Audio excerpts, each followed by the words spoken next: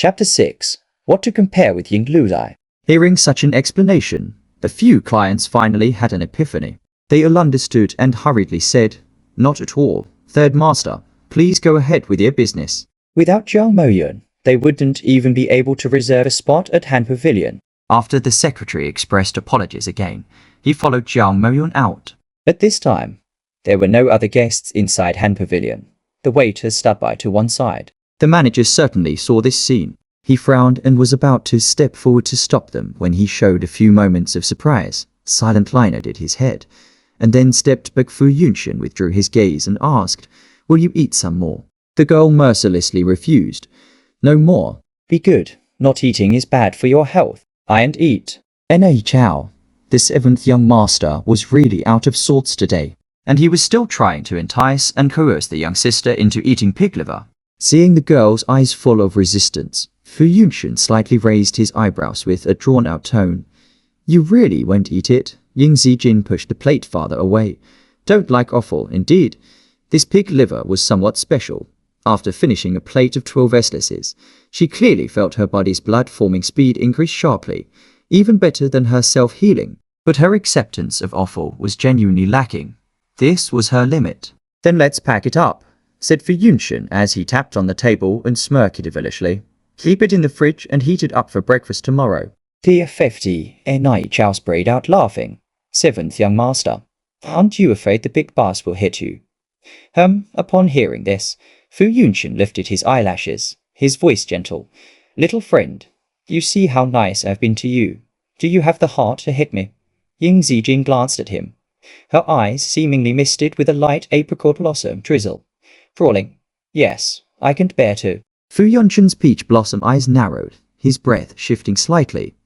N.I. Chao was startled. He had misjudged her, thinking this little sister was demure and reserved, not expecting she could counterattack the seventh young master so effectively. Impressive indeed. Just then, the bamboo curtain was suddenly pulled aside.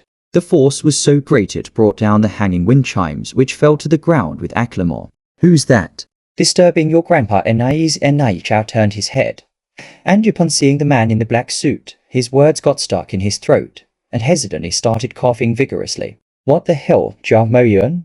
Plus one would totally subconsciously look toward Ying Zijin, only to see that the girl had already picked up a bowl of longan and red date soup, as if she had noticed the newcomer at all. Her posture was relaxed, her arms casually draped over the table, her eyes slightly uplifted, lacking the demeanor of socialites and rich lady, yet possessed an indelible nobility and beauty, like a medieval European princess stepping out of an oil painting.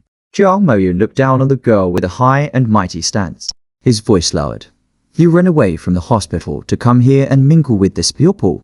The comment annoyed N.I. Chao, but he held back from reacting. It didn't bother him, but he couldn't cause trouble for the little sister. "Ying Zijin, I don't have time to discipline you, Zhao." Moyun looked at his wristwatch, his tone as cold and detached as possible. "You're not worth my time. And I'm certainly not going to bother whether or not you want to ruin yourself.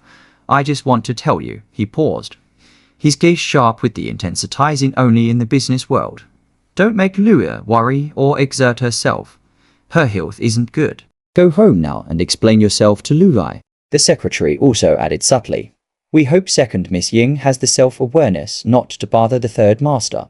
The third master is very busy and has no time to engage in Miss Ying's antics. Did this Miss Ying think that just because she had the same surname, she could be compared with Miss Luwei, just a foster daughter? What did she have to compare with Shanghai City's top socialite? The girl suddenly lifted her head, a face so stunning it was startling. The haze in her phoenix eyes dissipated in an instant, and once the mist cleared, there was a cold brilliance, tinged with a faint magnificent glow. "It's quite interesting. I've already fled here, yet Uncle Jiang still wants to chase after me to discipline me." Ying Zijin, resting on her elbow, said with indifferent eyes. "In the end, who is bothering whom?"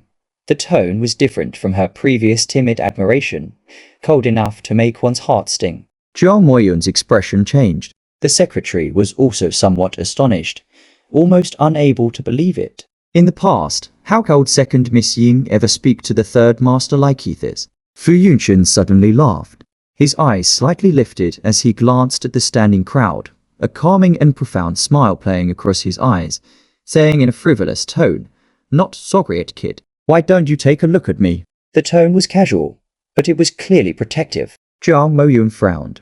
Fu Yunxin might be a spoiled young master, but he was the most beloved by old Master Fu. The Jiang family was strong, but still a notch below the Fu family.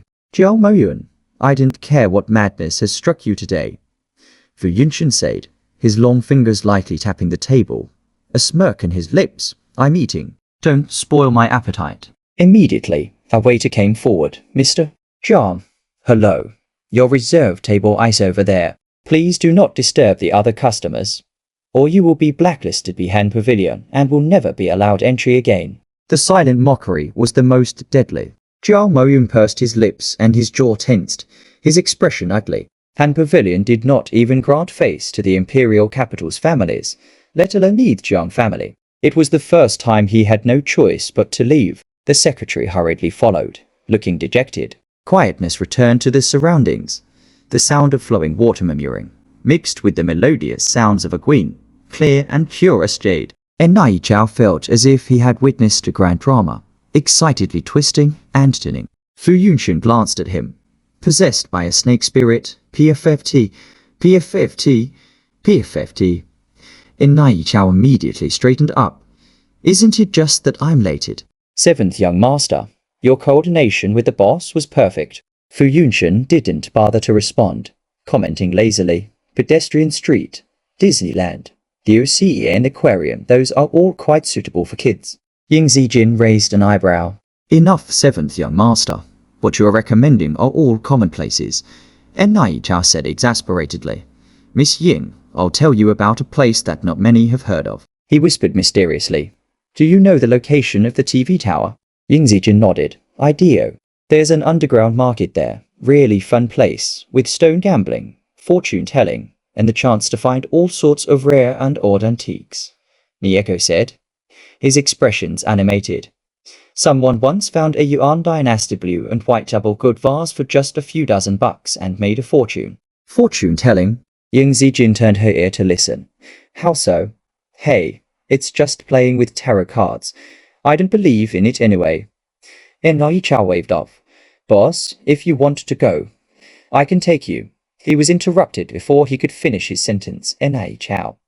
Fu Yunxin laughed softly, his tone revealing no particular emotion. "What nonsense are you talking about?" Right, nonsense." And Nai Chao shuddered. "Everything I've said is nonsense. Boss, please definitely don't go." Indeed, the underground market was chaotic and only opened after midnight. It was fine for them, the young masters, to go for a bit of fun, but the young ladies definitely couldn't go.